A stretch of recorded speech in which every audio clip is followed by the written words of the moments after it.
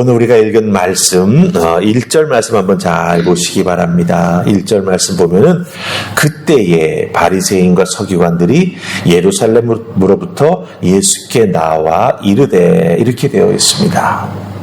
이 바리새인과 서기관들이 그때라고 되어 있죠. 이 그때가 어느 때냐 하면은 예루살렘에서 이제 게네사렛, 예수님 계신 곳이 게네사렛이었는데 여기까지 예수님을 찾아와서 말했다라고 하는 거예요.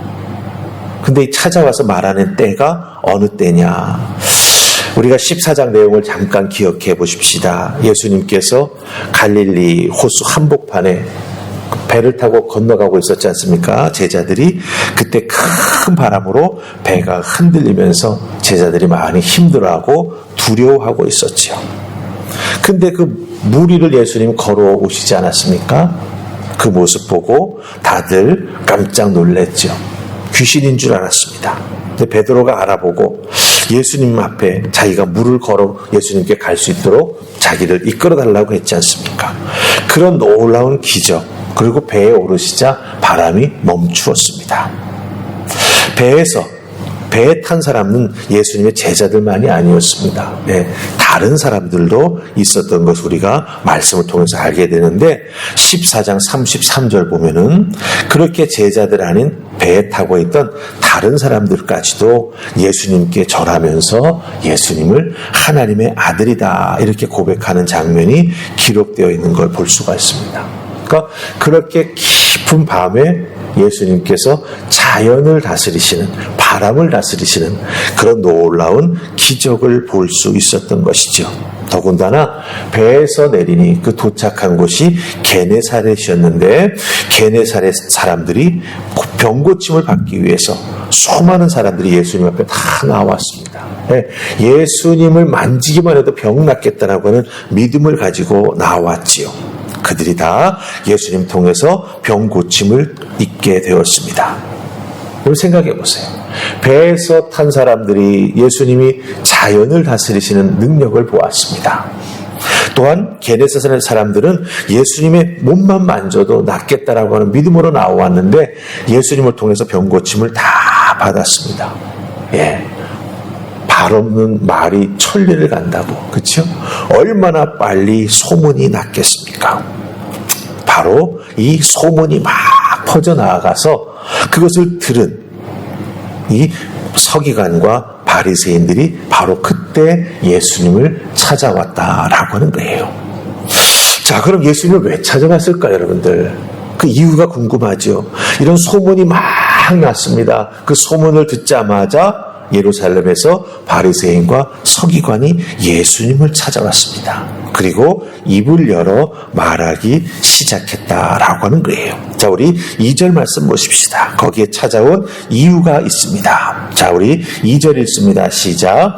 당신의 제자들이 어찌하여 장로들의 전통을 범하나이까? 떡 먹을 때에 손을 씻지 아니하나이다. 아멘. 이 말씀 딱 보면 우리가 무엇을 발견할 수 있습니까? 예수님을 만나러 왔는데 좋은 뜻으로 만나러 온 게 아니구나라고 하는 걸 알 수가 있지요.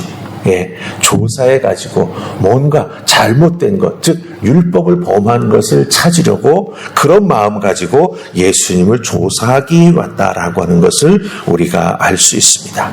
근데 묻는 내용이 뭡니까?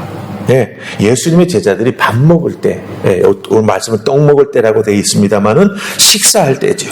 손을 씻지 않고 밥을 먹는다라고 하는 거예요. 근데 손 씻지 않고 밥을 먹는 것이 무엇을 어겼다라고 말하고 있죠? 장로들의 전통을 어겼다 이렇게 말합니다. 여러분 여기서 우리가 잘 분별해야 됩니다. 이 바리새인과 서기관이 뭘 어겼다고 말해요? 장로들의 전통을. 하나님 말씀을 어겼다라고 말하지 않습니다. 장로들의 전통을 어겼다라고 말합니다. 이 부분이 아주 중요합니다. 장로들의 전통을 지키지 않았다. 하나님 말씀이나 율법을 지키지 않은 것이 아니다. 이 뜻이죠. 원래 이 출애굽기 30장 17절에서부터 21절 보면은요, 제사장들이 성막에서 하나님 앞에 희생 제사를 드릴 때에는 손과 발을 다 씻으라 이렇게 말씀하셨어요. 예. 제사장들이 하나님 앞에 나아가 희생 제물을 잡으면서 제사를 드릴 때는 손과 발을 씻고 그 희생 제물을 잡고 하나님 앞에 제사를 드리게 했습니다.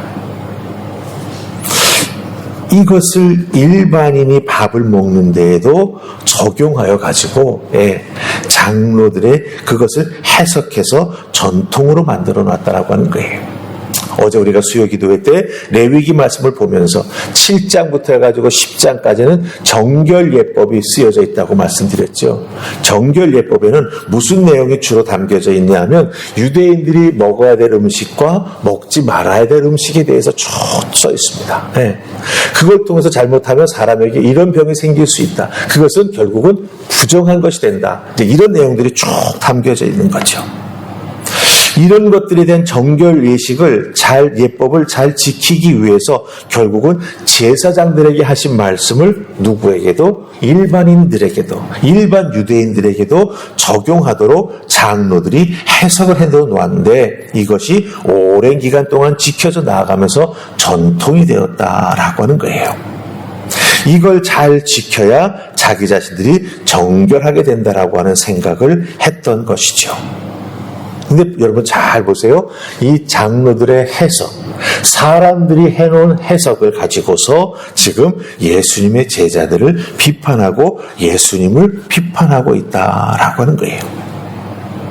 사람의 전통이 사람이 해석해 놓은 것이 하나님의 말씀보다 더 권위가 있고 그 사람의 전통이 잣대가 되어서 지금 예수님을 비판하고 예수님의 제자들이 잘못했다라고 말하고 있다라고 하는 것이죠. 유대인들에게 어떤 의미에서는 생활에서 더욱더 밀접하게 연관되어 있는 것은 이런 장로들의 전통, 장로들의 해석입니다. 왠지 아십니까? 우리는 지금 성경책을 이렇게 딱 인쇄된 책으로 한 손에 들고 다니죠. 예수님 당시의 유대인들에게는 성경책은 개인이 가질 수 있는 것이 아니었습니다.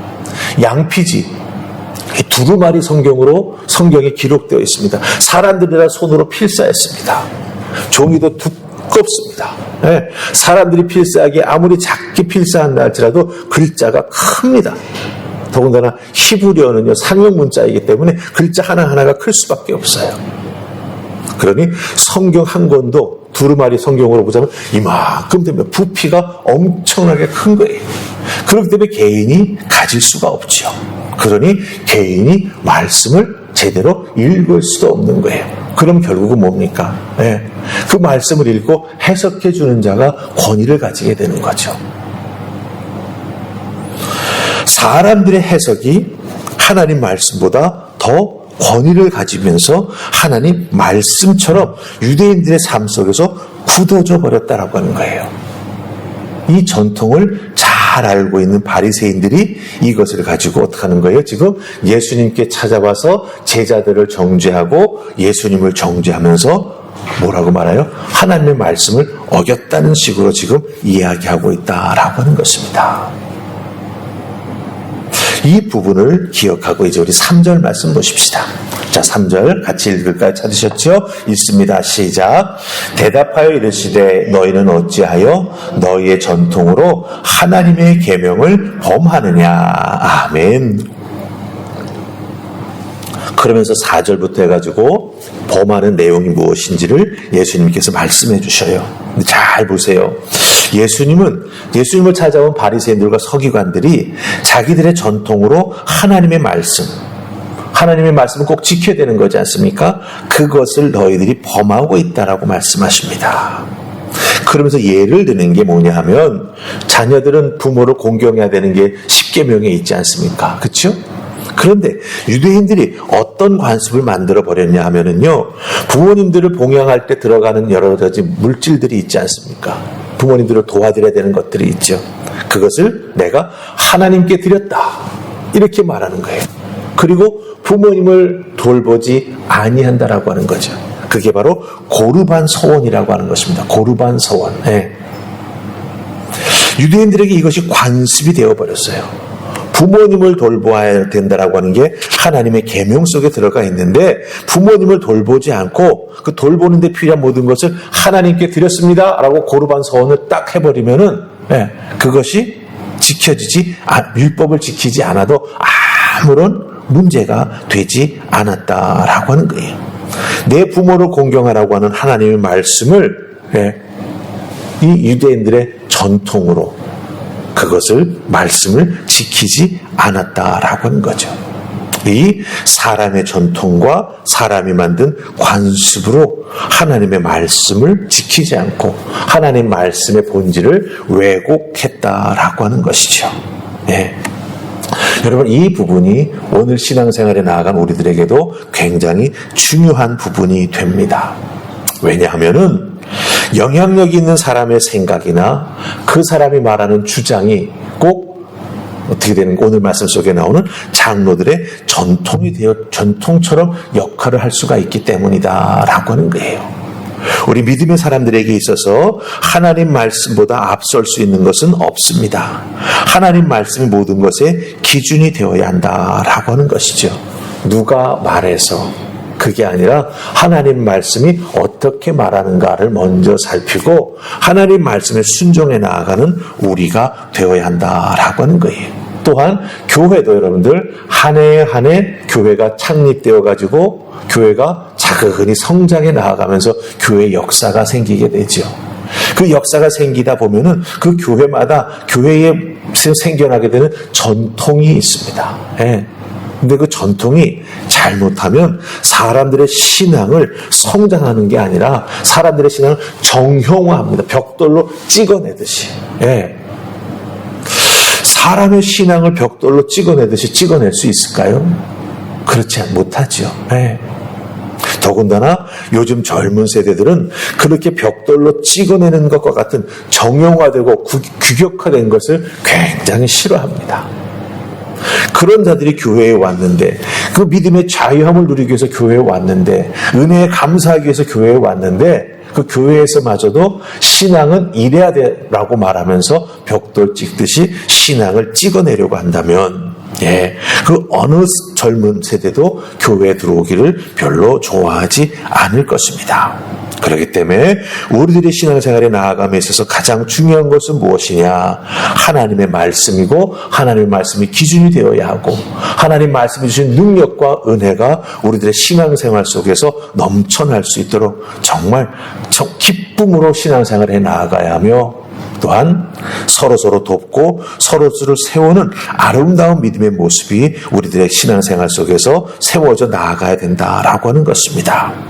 매일매일 우리는 선택을 하면서 살아가게 되어 있습니다. 근데 그것이 관습이나 습관에 의해서 선택된다라고 한다면 나 그것 때문에 선택했어 라고 한다면 책임감이 없어지죠.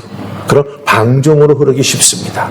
그러나 하나님의 말씀에 따라 선택한다라고 하는 것은 우리에게 책임이 따르죠. 왜? 하나님 말씀을 믿고 의지하는 것이 바로 나 자신이기 때문에. 그렇기 때문에 여러분들 매일의 선택의 삶 속에서 하나님의 뜻을 우선시하고 하나님 말씀을 생각하고 곱씹어 적용하기 위해서 애쓰는 믿음의 삶을 살아나가면서 여러분들 하나님 말씀에 따라서 선택하고 하나님 말씀에 따라서 살아가는 우리가 되어야 바리새인과 서기관처럼 자기들의 관습을 가지고 나와 예수님이 잘못했다라고 말하는 이상한 행동, 이상한 신앙생활을 하지 아니하는 우리가 된다라고 하는 것 꼭 기억하시고 무엇이 기준이고 무엇이 원리가 되어야 하는지를 여러분들 잘 생각하시고 판단하셔서 하나님 말씀 붙잡고 말씀의 의미를 잘 깨달아 여러분의 삶에 적용하는 귀한 은혜가 있기를 주님의 이름으로 축복합니다. 아멘. 우리 기도하십시다. 좋으신 하나님 은혜 감사합니다.